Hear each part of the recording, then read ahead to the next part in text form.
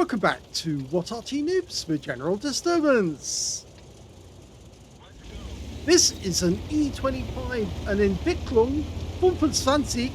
It's a Tier 7 German premium tank destroyer, otherwise known as the Cockroach, and this one is located on the west spawn of Studzianki under the command of panzerpenguin. Yes, the same guy who was in the previous replay, the dual perspective on Live Oaks.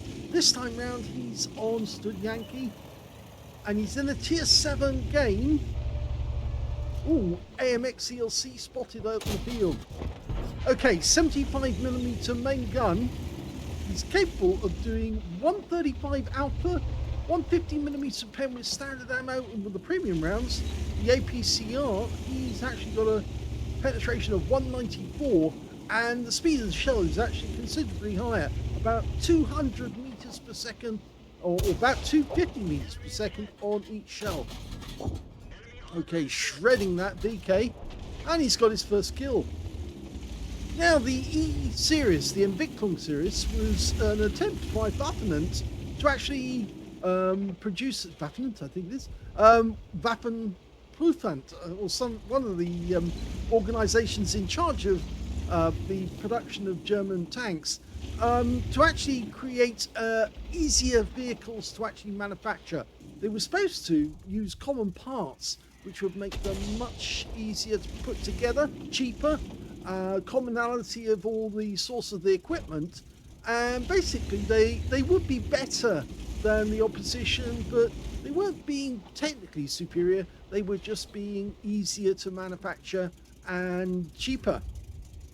Now, the E25's got a bit of a reputation because originally it looks very similar to the Hetzer, and that comes because it was designed by the Argus company, similar to the Hetzer, although the Hetzer was actually manufactured in Czechoslovakia at the Pilsen plant.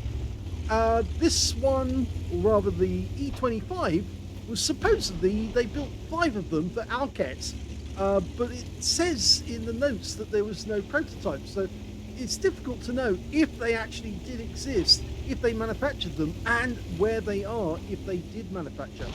Now you can see it's actually got the same sort of tracks you find on the Panther and the Tiger one.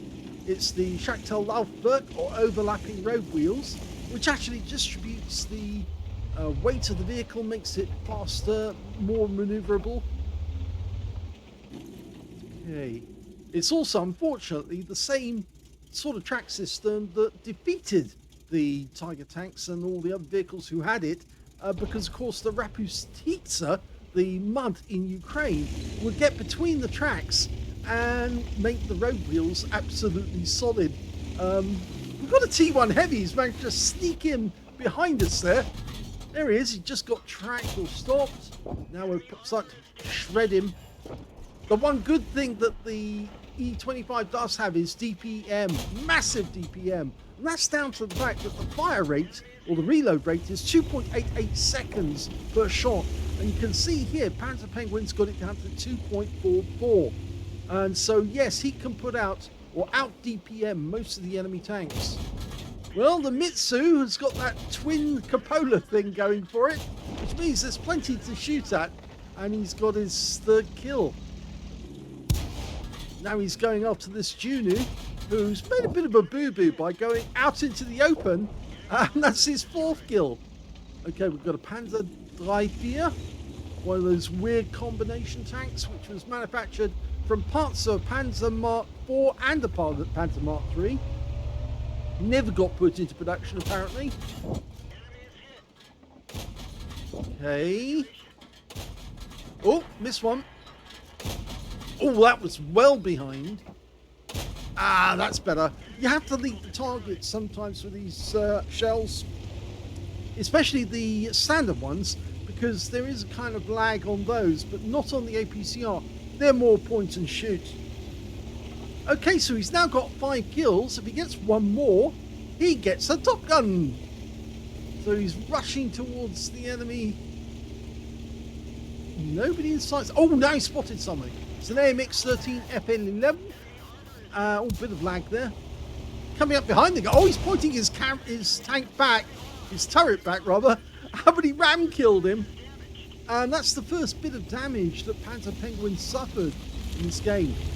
You only get 60 rounds of ammunition in the E25, so sometimes it's better to trade a few hit points to get a ram kill than to actually fire another round. Of course, these things are basically a combination of a TD stroke reconnaissance vehicle stroke light tank. In fact, they did make a lighter version of an E-series tank, but it's really never actually, as far as I've seen, I've never seen the designs for it, but I know they did make, I think it was a 15-ton one. This is the 25-ton one. Okay, well that Panzerpenguin H, ouch, he hit us with one without DPM him. There you go. So that is his 7th kill.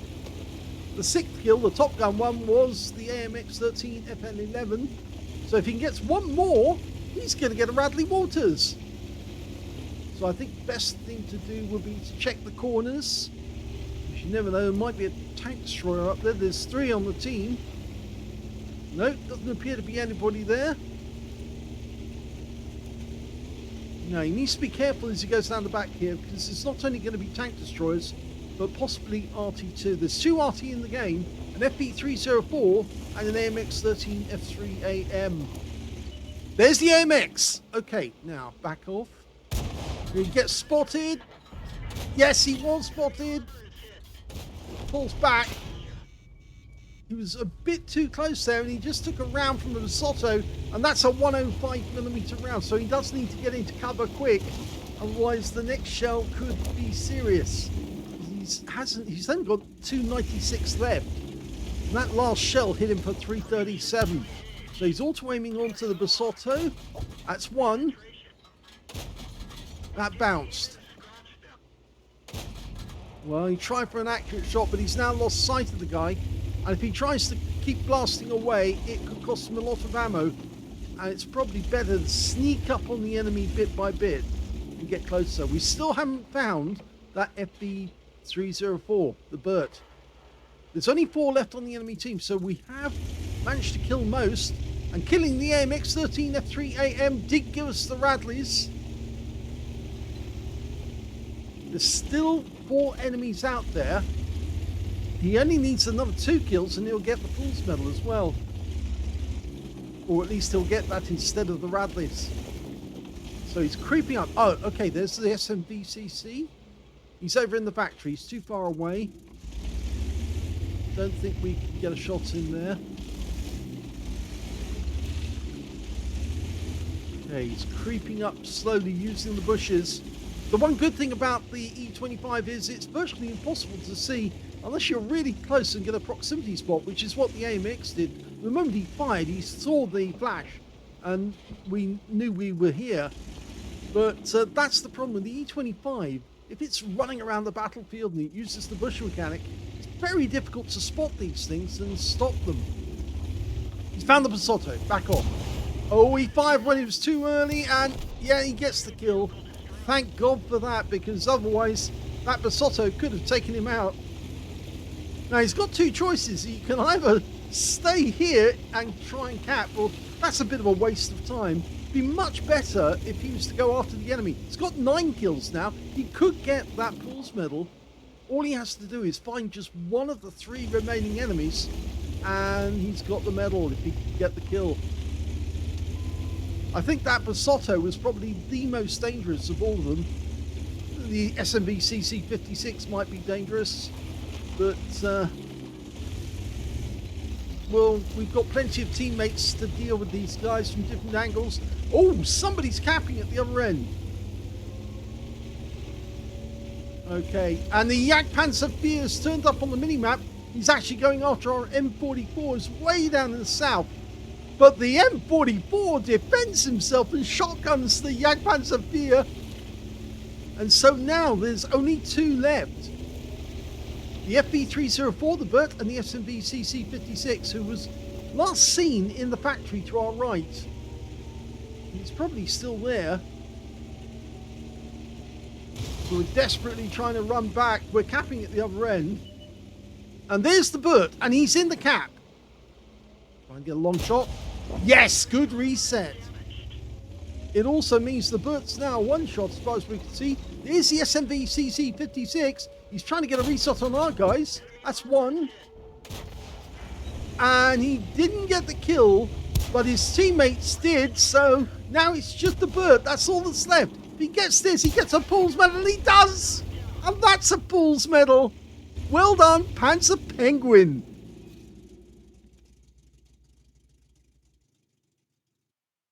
Here's the end of battle results, and that was an ace tanker game for panzerpenguin in the E25. He managed to get a spotter badge for spotting at least 1,000 hit points of damage, duelist for taking down 2 tanks who damaged him, 5 for effect for doing more damage than the hit points to his own vehicle, bruiser medal for getting at least 5 critical hits. In fact, he got 9. He got a Paul's medal. He took out 2/3 of the enemy team. Yes, he took out at least 10 enemy tanks in that one. Got a Pascucci's medal for killing both enemy Artys, the MX-13F3AM and the FP304, and got a high caliber for dealing the most damage in the game, and a top gun for getting at least 6 kills. And yes, you have to scroll the page to see all the targets that he actually hit in that game. Well, his win 8 was 15,356, which is super unicum and a lot more. Let's have a look at team score. Well, the highest damage was 3,893 hit points. Second highest damage was the Mitsu 108 on his team, who also got a tank sniper and 2,625 hit points of damage. And the third highest, well, that was the SMV-CC56 on the enemy team, who died near the end and was actually taken out by one of our teammates. He got 2,308 hit points of damage. When it came to kills, yep, panzerpenguin got that one. 10 kills to him, 3 kills to the Jagdpanzer IV on the enemy team, 2 kills went to the Mitsu 108, the M44 on our own team, and on the enemy team there, Bert managed to get at least 2. And when it came to base XP, yeah, he got that one too. So he's got the top in all 3 columns. 1,769 means he's the only player to get over 1,000 base, and pretty comprehensively over 1,000. The next highest being the Mitsu 108, who got 910, followed by the KV-1S, who managed 593, just beating the SMV-CC56 on the enemy team. So a very strong win for panzerpenguin, getting 10 kills. He fired 44 rounds. Now, as I said, they only have 60 rounds of ammunition, so he actually had 16 rounds spare at the end of the game. 34 of those were direct hits and 32 penetrations, damage of 3,893 hit points, of which 1,065 were at more than 300 meters. So about a third, no, it's actually about a quarter of the damage he did was actually at long range. 3 hits received, 2 penetrations, 1 non-penetrations. One of those actually came from the Basotto, and it was quite a big hit. In fact, he would have gone out the game if he'd been hit once more by that guy. He also got 1 non-penetration and 110 hit points of damage blocked by armor. 5 enemy vehicles spotted, 12 enemy vehicles damaged, 10 killed, and 1,433 hit points of spotting assist. He also got 65 defense points when he reset the cap. If he'd only got another 5 defense points, he would have got a defender medal as well. But sadly, he got the kill, which actually ended the game. So at least that was in it. He also picked up 68,092 credits for the game and 13,800 experience points out of it as well.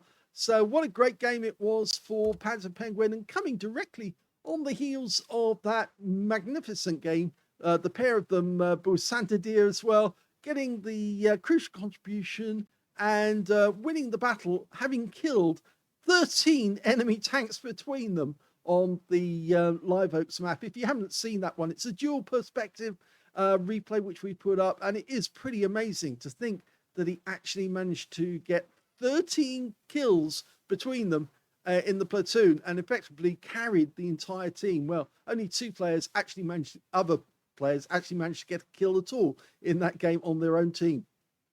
If you enjoyed this replay, please give this video a like, do subscribe to our channel, leave a little comment down below because it feeds the algorithm, and thank you for watching.